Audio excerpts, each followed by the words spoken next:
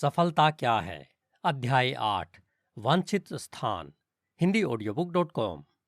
यह कुछ क्या है जिसे हम सभी चाहते हैं और पाने के लिए इतनी मेहनत कर रहे हैं? उत्तर जैसा कि पहले ही कहा जा चुका है, सच्ची खुशी है। यही असली लक्ष्य है। हर कोई जो खुद को खुश नहीं मानता, वह सफल पुरुष या महिला से ईर्ष्या करता है। ऐसे मामले हो सकते हैं जहां माता-पिता ने स्वयं संघर्ष छोड़ दिया हो, लेकिन वे अभी भी दूसरों से ईर्ष्या करते हैं और वे सभी अपने बच्चों के लिए आशा रखते हैं। सभी चाहते हैं कि उनके बच्चे सफल हों और खुश रहें। सफलता का अर्थ अलग-अलग लोगों और लोगों के विभिन्न समूहों के लिए अलग-अलग चीजें हैं। वह दिहाड़ी मजदूर जो दूसरों द्वारा नियोजित किया जाता है, उस दिन की आशा करता है जब वह मालिक बन सकता है और उसके लिए एक आदमी काम करे। मातृ प्रवृत्ति वाली महिला स्वस्थ और अच्छे बच्चों के परिवार को सफलता के अपने विचार के रूप में देखती है। यहाँ फिर से मानव स्वभाव हम सब में समान है। यह सब विभिन्न रूपों में तेज होता है क्योंकि इसमें विभिन्न रसायनों को लागू किया जाता है। जिस प्रकार कोयले की राल को 100 रंगों में से किसी एक रंग में बदला जा सकता है, उसी प्रकार मानव स्वभाव स्वयं को 100 अलग-अलग तरीकों से अभिव्यक्त कर सकता है। चाहे वह अमीर हो या गरीब, पुरुष हो या महिला, गोरे हो या काले, यह सब एक ही मानव स्वभाव है। सभी अपने अपने सफलता के स्थान की तलाश कर रहे हैं।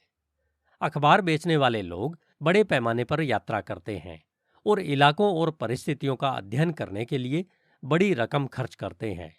इस तरह की यात्रा और अध्ययन के परिणाम निर्णायक रूप से इसी राय की ओर ले जाते हैं जो प्रत्येक का मानना है कि सफलता क्या है। न्यायाधीश, जूरी और अपराधी भी वही खोज रहे हैं। बेशक वे सफलता की अपनी परिभाषा और इसे हासिल करने के अपने साधनों में भिन्न है। हालांकि हर कोई उस लक्ष्य के लिए प्रयास कर रहा है। यह हर व्यवसाय में खरीदार और विक्रेता का सच है। यह सच है कि हर चुनाव में उम्मीदवार और मतदाता होते हैं। यह हर शहर में बूस्टर और नाकर्स का सच है। मानव स्वभाव हम सभी में समान है। सभी सफलता के लिए प्रयास करते हैं। हालांकि हम में से बहुत से लोग इसे सफलता कहते हैं और इसे प्राप्त करने का सबसे अच्छा साधन क्या है, इसके हमारी समझ में भिन्नता है। आप पूछ सकते हैं कि यदि सफलता हमारा सामान्य लक्ष्य है, तो हमारे पब्लिक स्कूल इसे प्राप्त करने का सबसे अच्छा तरीका क्यों नहीं सिखाते? इसका उत्तर यह है कि वास्तविक सफलता सबसे अधिक मकसद से जुड़ी होती है और मकसद धर्म द्वारा निर्धारित किया जाता है। एक व्यक्ति सही प्रेरणाओं, उद्देश्यों और महत्वाकांक्षाओं के बिना वास्तव में सफल नहीं हो सकता है, जो गुण केवल धर्म के उत्पाद हैं। धर्म का अर्थ धर्मशास्त्र या पंथ नहीं है, बल्कि एक ईश्वरीय सत्ता में एक मार्गदर्शन के रूप में, एक शक्ति के रूप में प्रार्थना में और एक लक्ष्य के रूप में सेवा में विश्वास है। एक चोर के लिए सफलता का अर्थ है बिना पता लगाए बड़ा हाथ मारना। वह बड़ा हाथ मारने में सफल हो सकता है और उसका पता नहीं लगाया जा सकता, लेकिन वह वास्तव में सफल नहीं है क्योंकि उसे गलत मकसद से निर्देशित किया गया था। एक निश्चित व्यवसायी के लिए सफलता का अर्थ यह हो सकता है कि जितना संभव हो उतना पैसा कमाना, चाहे वह इस प्रक्रिया में किसी को भी घायल कर दे। वह लाखों जमा करने में सफल हो सकता है, लेकिन वह वास्तव में सफल नहीं है क्योंकि उसे गलत मकसद से निर्देशित किया गया है। जिस व्यक्ति ने बहुत कम पैसा कमाया है लेकिन सेवा के उद्देश्य से अपना व्यवसाय संचालित किया है, वह वास्तव में अधिक सफल व्यक्ति है। एक राजनेता के लिए सफलता का मतलब एक उच्च पद प्राप्त करना हो सकता है, जहां वह लोकप्रियता प्राप्त कर सकता है और अपने कार्यकाल का उपयोग खुद को और अपने राजनीतिक मित्रों को आगे बढ़ाने के लिए कर सकता है। वह वांछित पद प्राप्त करने में सफल हो सकता है, लेकिन वह वास्तव में सफल नहीं होता है क्योंकि वह सेवा की भावना के बजाय स्वार्थ के उद्देश्य से निर्देशित होता है। एक ग्रामीण शहर में एक विनम्र लोक सेवक जो ईमानदारी से लोगों की सेवा कर रहा है, वह कहीं अधिक सफल है क्योंकि वह सेवा की भावना से प्रेरित है। इस ऑडियोबुक को सुनने वाले युवाओं को यह नहीं सोचना चाहिए कि यह केवल उनके लिए लिखा गया है जिन्होंने धन, शक्ति या प्रतिष्ठा अर्जित की है। इसके विपरीत यह मुख्य रूप से उन लोगों के लिए लिखी गई है जो अभी तक जीवन में उस स्थान तक नहीं पहुंचे हैं जहां उन्हें होना चाहिए। वे युवक जो अपनी महत्वाकांक्षी पत्नियों के साथ मिलकर अपनी पहचान बनाने की कोशिश कर रहे हैं, वही है जिनके लिए यह बुक लिखी गई है। वे वही हैं जिन्हें सच्ची सफलता को नियंत्रित करने वाले तथ्यों को समझने की आवश्यकता है। इतने सारे युवा एक समुद्री कप्तान की तरह हैं जो बिना किसी नौकायान, कागज या चार्ट के शुरुआत कर रहे हैं।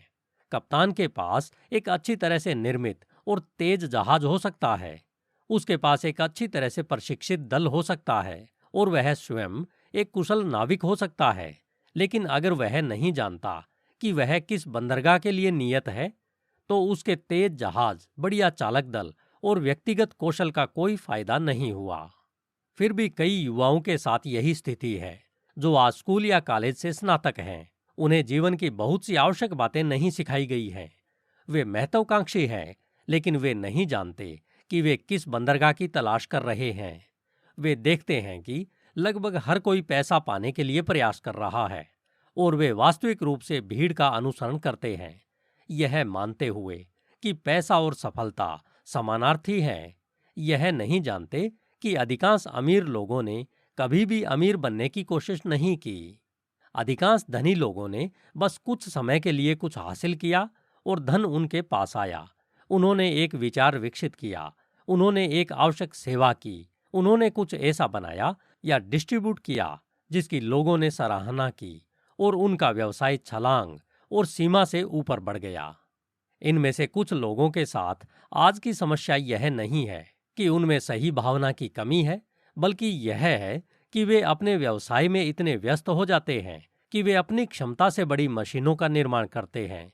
हालांकि जब व्यवसाय की इतनी मांग हो जाती है कि वह आदमी को चलाए, तो वह आनंद के बजाय बोझ बन जाता है। बहुत सारे व्यवसायी, बड़े और छोटे दोनों, आज भी इस स्थिति में है। दुनिया उन्हें सक्सेसफुल कहती है, लेकिन वे कामयाब नहीं होते। एक संपूर्ण व्यावसायिक जीवन में हम जो कुछ भी करते हैं उसका 60% वृत्ति, विरासत और पर्यावरण का परिणाम है और 30% धर्म का परिणाम है। शेष 10% आदतों के निर्माण के लिए दिया जाता है और इसे तर्क या बुद्धि कहा जाता है। प्रारंभिक भाग, मान लीजिए कि 20 से 35 वर्ष की आयु तक जिसे किसी करियर में प्रवेश करना है और आमतौर पर धर्म की मात्रा को निर्धारित करता है। मनुष्य का धर्म वास्तव में उसकी आदतों को निर्धारित करता है। व्यापार करने और जीने की उसकी आदतें वास्तव में यह निर्धारित करती है कि उसे वास्तव में सफल होना है या नहीं। ये आदतें युवावस्था में बनती हैं, मुख्यतः 35 वर्ष की आयु से पहले। उद्देश्य और इच्छाएं हमारी आदतों को दिशा देती है, इसलिए सही इरादों और इच्छाओं से पूरी तरह से प्रेरित होने का बहुत महत्व है कि हम सही दिशा में आगे बढ़ें। उद्देश्य और इच्छाएं प्रत्यक्ष आदतों से भी अधिक दिशा दिखाती है। वे उस स्टेटस का निर्धारण करते हैं जो हमारी सफलता का लक्ष्य होना चाहिए।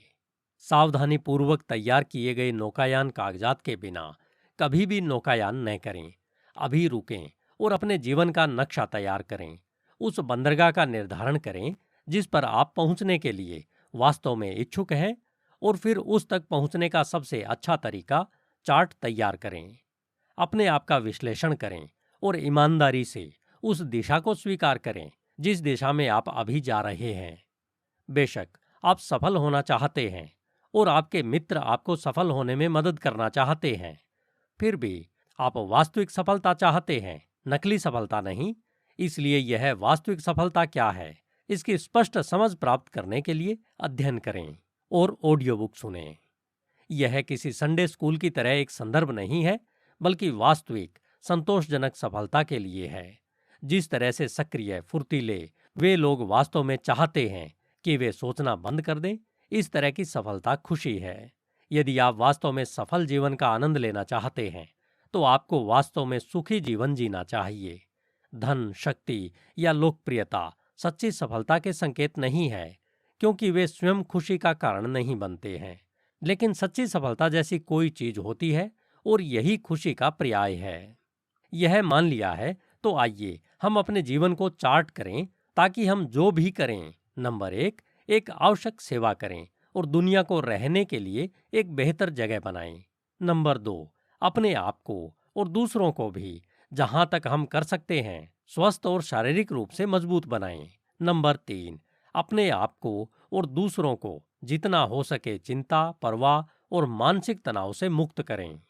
ये 3 नियम हमारे चार्ट और नौकायान की सूची में होने चाहिए।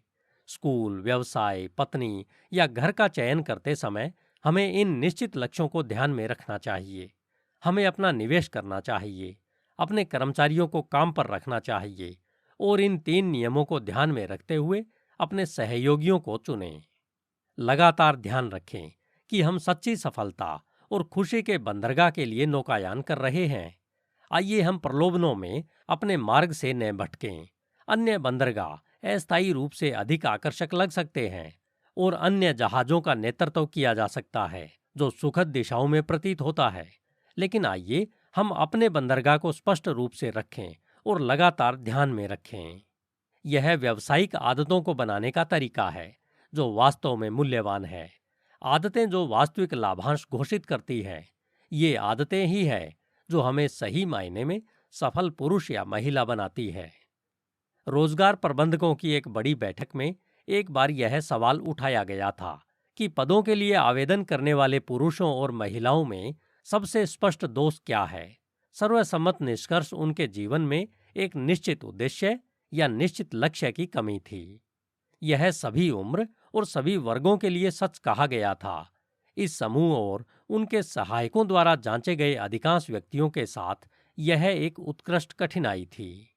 जब कोई मानता है कि इन लोगों के पास अमेरिका की सबसे बड़ी औद्योगिक व्यवसायों के लिए रोजगार का भार था, तो इस निष्कर्ष का महत्व प्रभावशाली होता है। इनमें से एक व्यक्ति ने कहा, स्टार्ट कोट, सफलता के लिए सबसे बड़ी बाधा जिसके साथ अधिकांश आवेदक संघर्ष करते हैं वह है उनके जीवन में किसी निश्चित लक्ष्य की कमी। एक सार्थक लक्ष्य पर प्रयास करने और अपने लक्ष्य को बनाए रखने से चरित्र और व्यवसाय दोनों में सफलता मिलती है, क्योंकि यह विशेषज्ञों का युग है। End quote. धन्यवाद। HindiAudiobook.com। आपका दिन शुभ हो।